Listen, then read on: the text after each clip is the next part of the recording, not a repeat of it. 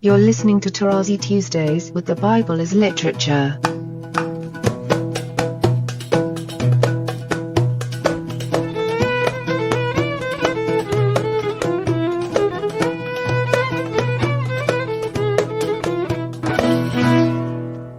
Hi, this is Father Mark Boulos, and you are listening to Tarazi Tuesdays with the Bible as Literature podcast.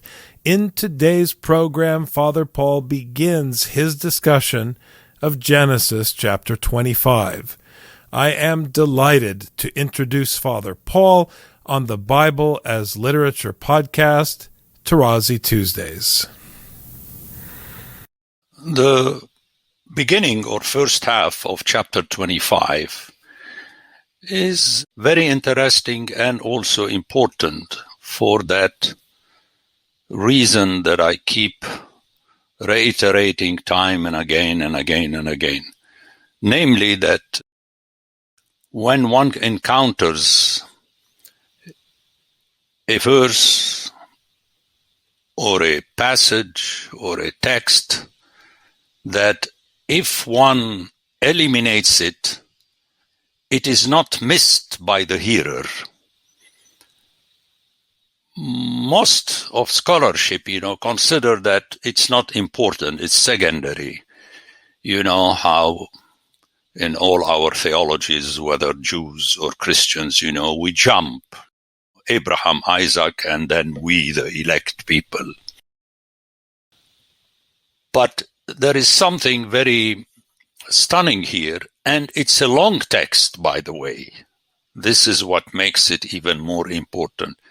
It's a long aside that does not seem to add anything to the theological story that is in our mind. Abraham, Isaac, and Jacob.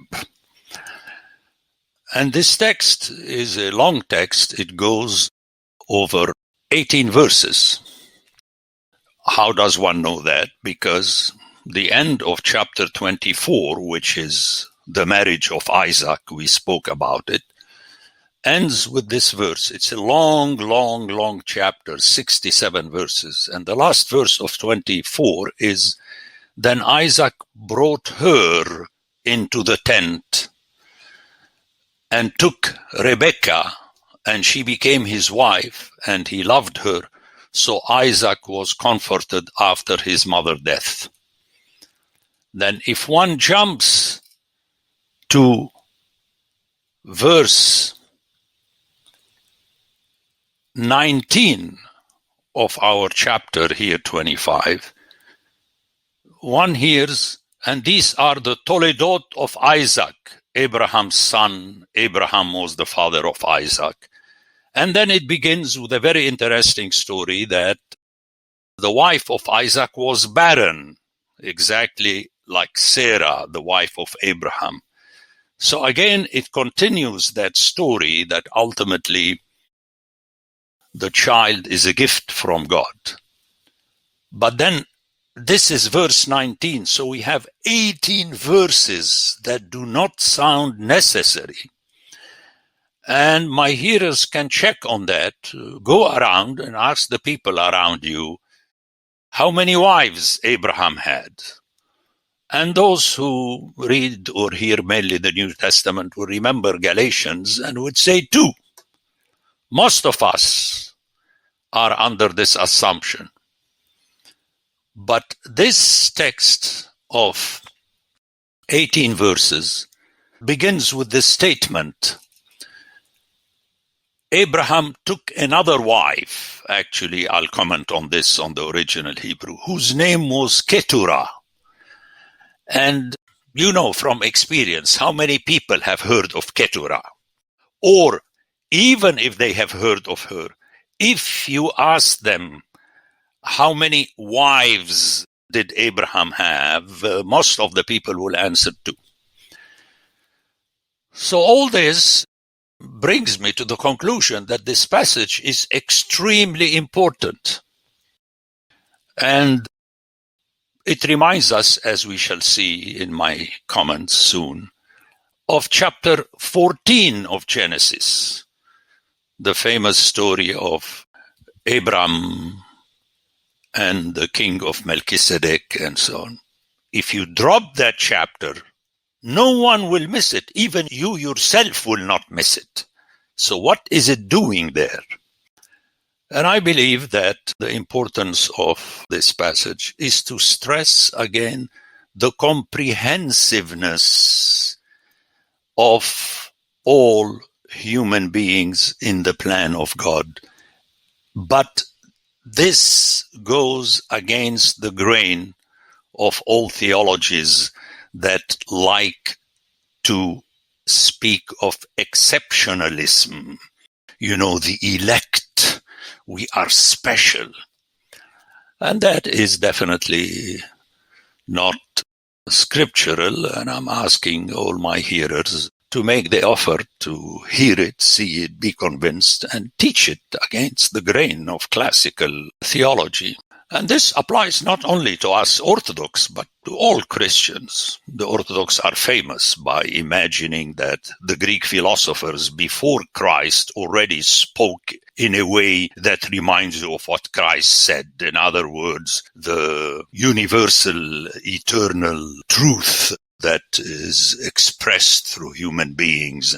And this is absolutely silly, But then, in the West, the closest to us in this matter are the Anglicans, the Brits, they always consider themselves as special, and their tradition that they view themselves as the new Israel and so on. So we have really to use these texts as much as possible to dynamite this fallacy. But let's go to the text and see what the text is saying. It says, "And Abraham added and took a woman or a wife." This is a Hebrew expression that is reflected in the English, and he did it again. Very often this Vayesef is translated as again or more, or he added. So a very interesting introduction to what Abraham did, and thus it is very important.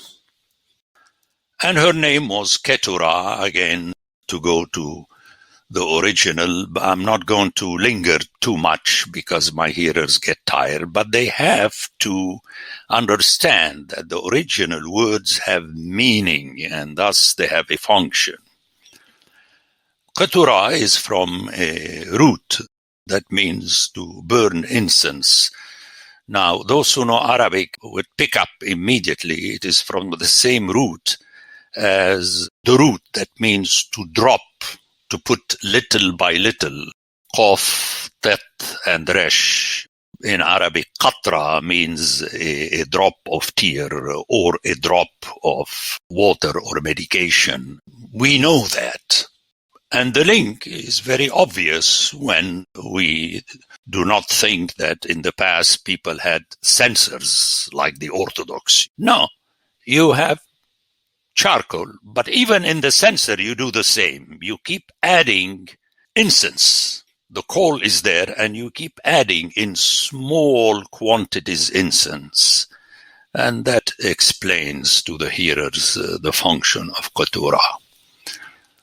But when you think of that, you remember the story of Genesis 14 and Paul's comment on it in Hebrews, where he says that when Abraham made the offering to Melchizedek, and then he adds that it's the junior that offers to the senior, he says, and the Levites were already in his loins. In other words, Paul is making the case that through Abraham, his descendants, and more specifically the Levites, the priests, Hebrews stresses the aspect of Jesus as a priest, they offered, they were juniors to Melchizedek. And this is very interesting in this case, that indirectly without the mention of Levites, which are not mentioned even in 14. But the fact that the name Keturah reminds us of the temple offerings, burning incense, tells us that practically the Levites, in a way, if you like, functionally, are related to the third woman or wife of Abraham. One should not conclude that I'm really pressing the issue, because the rest of the text suddenly mentions a long list of peoples, some of which we heard already in Genesis chapter 10, verse 7. You have it in verse 3, Sheba and Dedan, which very clearly is inviting you to realize that Abraham, as we heard very early in chapter 12, he is the father of many families, all the families of the earth, or all the peoples, as we shall hear in chapter 26. And that is something generally we do not like, that Abraham is the father of all. And Paul makes a very important point in speaking of this in Romans chapter 5. So the first one is interesting because Zimran is from the root Zamar. Anyone who knows Arabic knows that to blow a musical instrument and so on. And thus we notice the connection with the temple. And then you have the mention of Midian, which is going to be singled out in verse 4, where we read about the sons of Midian. And Midian soon will become important in the story of Joseph, who was bought by Midianites who took him to Egypt. And then a few chapters later, with the story of the Exodus and Moses and his father-in-law, who was a Midianite. So, another example that, again, I keep repeating, one will never understand a passage unless one knows the entire scripture.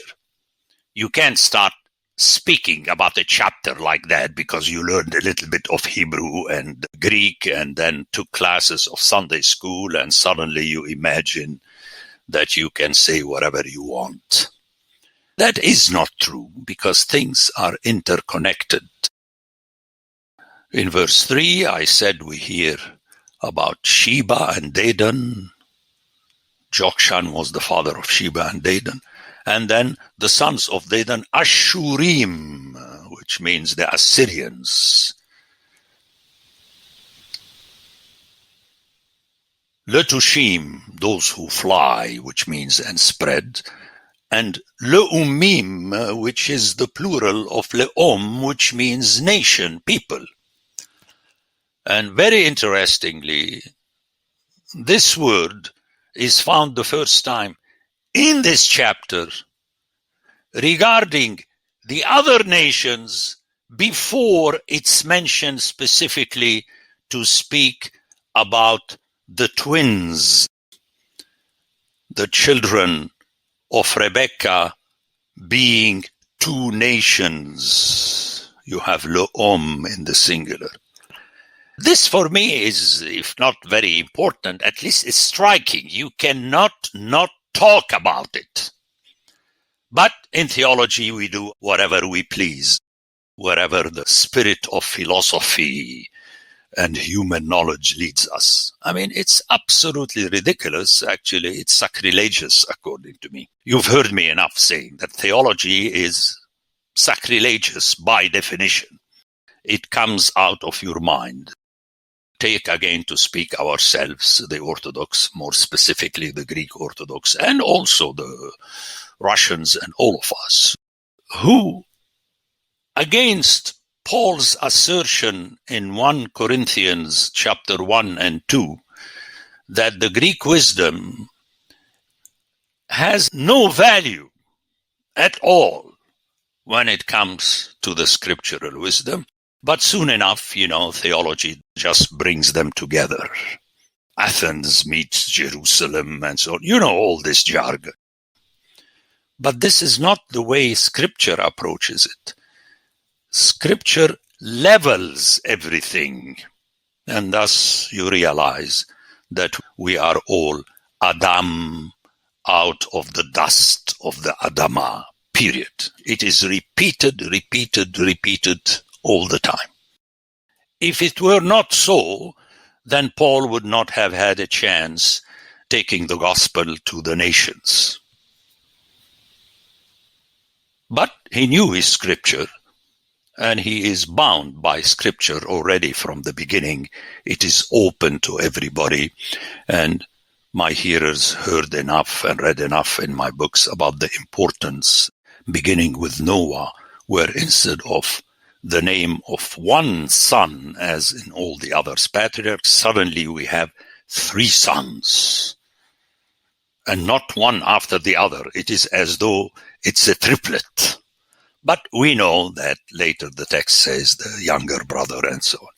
But it's important to realize that we have a totality. And then more specifically Midian here, in preparation of what is going to happen soon with Joseph and then with Moses. The names are interesting. I'm going to pick on a couple, The second one is Efer, which is from the same root as Afar. The third one is Enoch, but notice how the translation cheats. Hanok, earlier it translated it as Enoch. Here it translated as Hanok, to give the English hearer the impression that it's not the same word or the same root. And then the third one is Abidah. It is formed from father and the root that means knowledge. And the last one, Eldah, the same thing. So interesting names and encompassing. And then the author specifically says, all these were the children of Keturah,